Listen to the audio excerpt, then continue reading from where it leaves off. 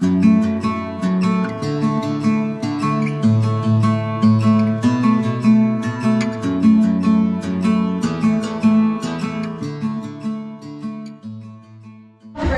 the gubby. They are the traditional custodians of this beautiful land that we sit on here today. We would like to acknowledge elders past, present and emerging. Yeah, thanks heaps for that, Millie. Well, we do have a question for you all. We're wondering, is anyone visiting us today for the very first time? Wow, yes, so many of you and so many familiar faces too. We hope you're having an amazing day exploring the zoo grounds and falling in love with our animals just as much as we have, because they actually play really important roles as ambassadors for their wild counterparts. They sure do, and that's because so many wild animals face the threat of plastic pollution and entanglement every single day. Now, by simply disposing your rubbish correctly, just like these two, you can keep all their species and their habitats safe as well. Oh, good job, Dara. Just like Dara, let's not forget to reduce our plastic waste by reusing and recycling wherever possible. Oh, ladies and gentlemen, come on, if they can do it, so can we. Put your hands together. That was Luca and Dara. Oh, thank you very much, ladies. Oh, those birds, they sure know how to move it, hey Mel. But I'm actually pretty keen to see if this audience can move it. So, let's get you guys interested. Flying over your heads are our beautiful macaws. Native to Central and South America, these colourful characters are pretty hard to miss, both in sight and sound. There are 17 different species of macaw, and they range in size from a small parrot right up to your hyacinth, which can grow to over 1 metre long. And they all have unique personalities and looks. The feather lines on their faces, they are just like our fingerprints, unmatchable to any other. But unfortunately, it's because of their beauty, they're being stolen from their forest homes and sold as pets. But all of Australia, we're actually home to more species of venomous snake than non-venomous. But do not panic, the snakes joining me today are of the non-venomous variety, and they're feeling pretty relaxed. That's because they've grown up right here at Australia Zoo. Pretty cute. Thanks to Luca, we have exactly what we need, which is that compression bandage. But hey, if you forget it, don't sweat it, because an item of loose clothing and even belt can do the trick. there you go. Well, who better to demonstrate how to use the compression bandage than Steve and Terry? Just like a lecture.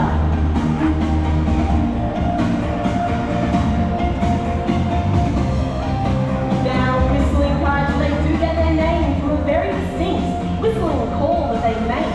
And these incredibly hardy birds are able to survive some of the harshest of landscapes, making them one of the most widespread species of raptor to call Australia home. But raptors are specialised birds of prey, and they do possess a few key features. Those are excellent vision, a hooked and curved beak, and sharp and powerful talons he's going to use to take down his prey items. Kites, they're not fussy eaters at all, and they go after anything small, like small insects, mammals, reptiles, and sometimes even other birds. They're naturally very opportunistic and would rarely pass an easy feed, so a common place to spot these guys is cruising above our roads as they keep an eye out for any fresh pieces of roadkill. We've just been joined by Albert and Scuba. Albert, he's the larger of the two. He's a greater cormorant, while Scuba, the smaller one, is a little pied cormorant. And as you can see, they are both perfectly designed for life under the water. Now that's because they actually lack that fully water-resistant coating on their feathers that many other birds do have. Now it's great for life under the water. Fishermen are stalking the shallows in search of that fresh catch. So if you direct your eyes to just over the roofline, ladies and gentlemen, this is Douglas! What a wicked entrance. Give a hand for Dougie.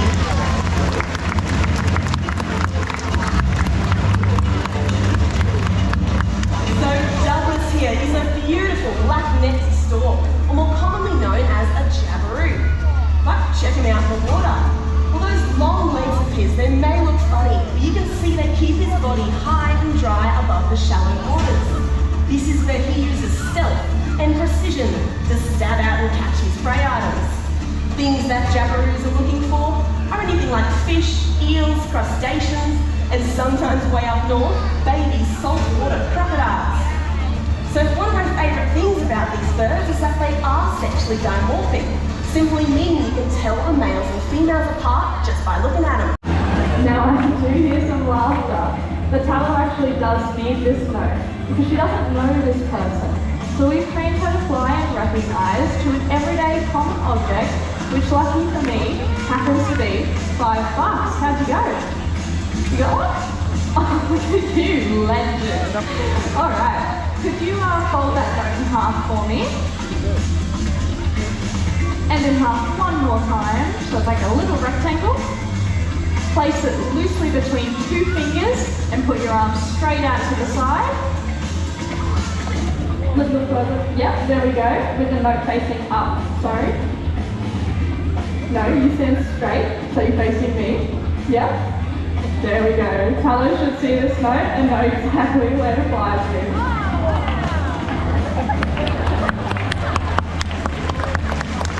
I love this bird. Thank you for your dance. Thank you. Alright.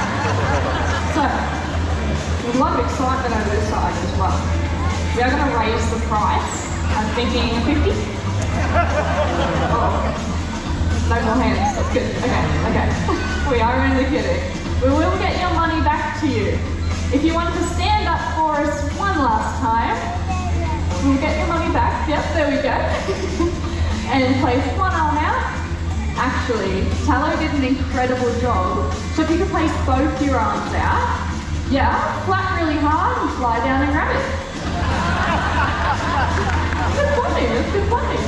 I haven't seen flapping like that. Oh, you're doing a Douglas. Alright, did you just want to put one arm out?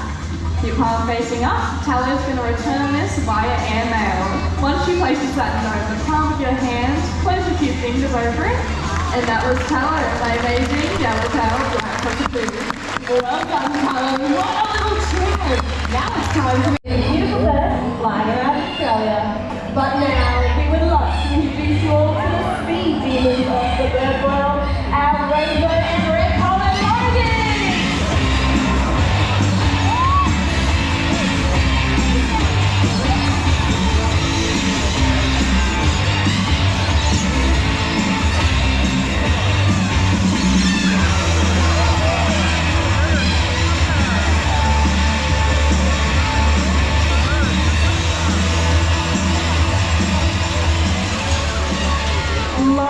So they do have to be quick to stand a chance in the wild.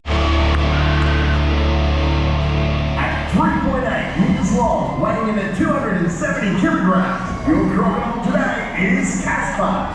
260 million years ago, there were no birds, there were no mammals, there were dinosaurs. And you're about to meet one of these living fossils and link to those creatures of the past.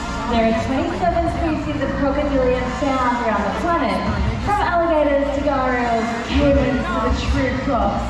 They're the world's most perfect predators, fighting challenges where so many others have failed. And most impressive of all is Australia's apex predator. It's that animal that towers above all other species of reptile. Now the saltwater crocodile grows to be the largest and most aggressive species of crocodilian on the planet. And you're about to see one in action in the world's only Crocoseum. Well, the perimeters are secure, and Casper is making his way out to meet you today. But here to tell you all about him, we have Hamish. Please make him feel welcome. It's the Australia Zoo Crocoseum. G'day everyone, it's great to see a croc come out and have a feed. Yeah. And crocodiles have got two things that really help them to hunt, and that is a sense of the integumentary sense organs around their face and shoulders, which means that they can feel vibrations. They don't have to see us, they can feel us. The other one is they've got all these lumps and bumps on their back, which allows them to create currents and countercurrents, so that as he makes his way out, you notice he's not making a ripple, he's not blowing a bubble, he's very carefully coming on out, just as he would in the wild. Crocodiles can hold their breath for upwards of 7 hours, and they're designed for one good strike, and they've got to make it count. Now, have a look at him. He's going to come on out. He's using that tail to propel himself along, but he's not rushing across the surface, he's barely splashing. He doesn't want us to know where he is. This is the art of the crocodile. It's about being careful.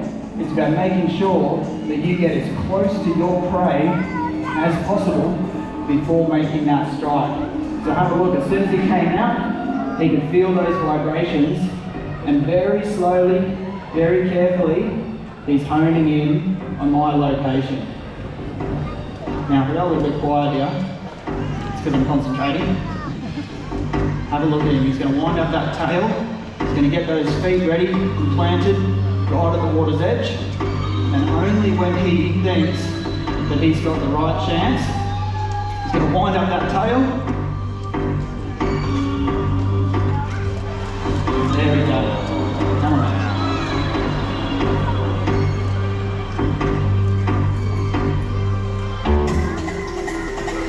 There we go, give it up for him. Good work, Casper. Now that was a pretty solid effort. And Casper, you can see an absolutely beautiful example of how he'll hunt his prey right at the water's edge. But the other reason that he'll strike out is to defend his territory. Now that he's got himself a bite to eat, he knows that he's going to get back to the water's edge because that's where he's the boss. So, Jimmy, yeah, you got plenty of space over there. Do you want to show these guys how Crocs plenty of space, keep joking. With one flick of the tail, Casper could literally hit this back fence in one go. So I will concentrate. He's submerged. Once again, check that out. Not a ripple, not a bubble like Hamish was saying. Now this creek area, Casper tries to work us just as much as we try and get him to do anything. This is all on their terms, and I don't like it when he tries to skirt past here. He's going to try to cut me off and put me in a position where I become the mistake, where he gets the bigger bit, not the fish. Now, he's heading straight towards that tail walk around here. I might try and bring him back around here, mate, and see what we can get going. If we can't get him down here, we will come down there and show you the tail walk. But, like I said, it's all on their terms. Now, we do try and condition them to come out at certain points for their food, but ultimately, these guys have a cerebral cortex in their brain. It allows them to learn and remember. And they are cunning and they are smart. If they need to take days, weeks, or even months to stalk their prey, that is absolutely fine by them. They don't have to eat every day. They can go months, even a year without food. So, ultimately what he wants is to change the script. Now, I reckon he's going to go straight to that tail walk, mate. He's not turning around. So, Alec, do you want to pass some food over to Hamish and we'll demonstrate another area where crocs are dangerous? Sorry, mate. All right. Now, this is not a trick that we've had to teach Casper. This is completely natural behaviour that the crocs use to hunt for food from the time they're young. And he knows that this is one of his best chances to catch a bite to eat, which is why he just went straight past the creek here and goes, nah, I'm going straight to the tail walk. This show is completely on his terms. As much as Jimmy and myself try to look like we're in control, this is absolutely Casper's show. Now, when they hatch out the egg, they're only about 15, 20 centimetres long. And at that size, they're trying to catch themselves a bite to eat, but it's going to be small. It's going to be little frogs and insects. They might move up as they get bigger to small mammals and birds. As they get really big, they'll move up towards flying foxes and even birds. How good was that? Give them a round of applause. Now, even though the Casper is quite a large croc now, that massive tail is strong enough to propel him right up and out of the water. So as they get really large, they can use that tail walking method to catch larger prey items. There we go, how good is that? Now you might see some beautiful trees overhanging the water up in northern Queensland, but absolutely do not go out and sit on any overhanging trees, anything overhanging the water, because people have been taken by that tail walking croc before.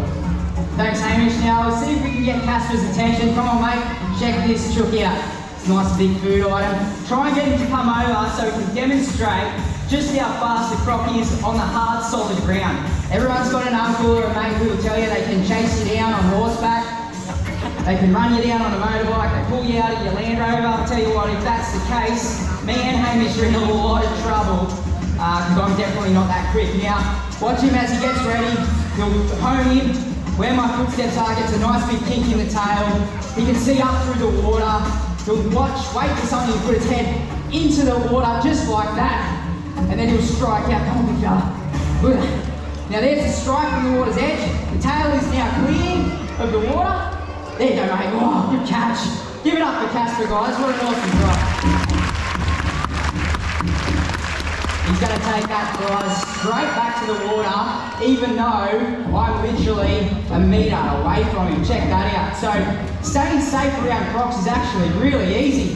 Kind of do the opposite of what me and Hamish have done. You don't go too close to the water's edge. We say stay 4 to 5 metres back from the water's edge in croc territory, because that's out of the strike range of even the biggest salties that have ever existed. You don't overhang the water, because they can tail walk, they can use that motion to come straight up and out. But the last thing that we can't stress enough, and this is the rule that most people break when they're up in croc territory, is they actually go into the water with saltwater crocodiles. They use it for recreation and swimming. You saw when he came out then, he couldn't really move that fast. He's got a giant big tail that drags behind him like a massive handbrake and impedes his movement, very much so on the land. But in the water, that can propel him at the speed of a dolphin for short distances. So not even the fastest swimmers can get away from him. Now, alcohol also plays a huge role in crocodile attacks. So it turns out most people, they get up into the north tropical sun, they have a carton of beer, they think they're 10 foot tall and bulletproof. In Alex's case there, it's 2 strawberry vodka cruisers. And then they make an ultimate mistake and they go into the water and they go swimming. Now when that happens, guys, it's a tragedy for everyone involved, but ultimately it's the crocs that suffer, because when there's an attack, there's calls for culls, there's calls to remove them out of the river system. If you just follow the rules we have here today, you'll be just fine. Now guys, obviously Steve-O, he built this Crocoseum with beautiful clear water so you could experience this and see just how they behave, so he could pass on the message of conservation. And Robert, he's no different, he's continuing that message every day. So guys, he's just finished working on a project. It's a book called Australia that celebrates our beautiful country through his amazing photography. So jump up to the big screen and check it out.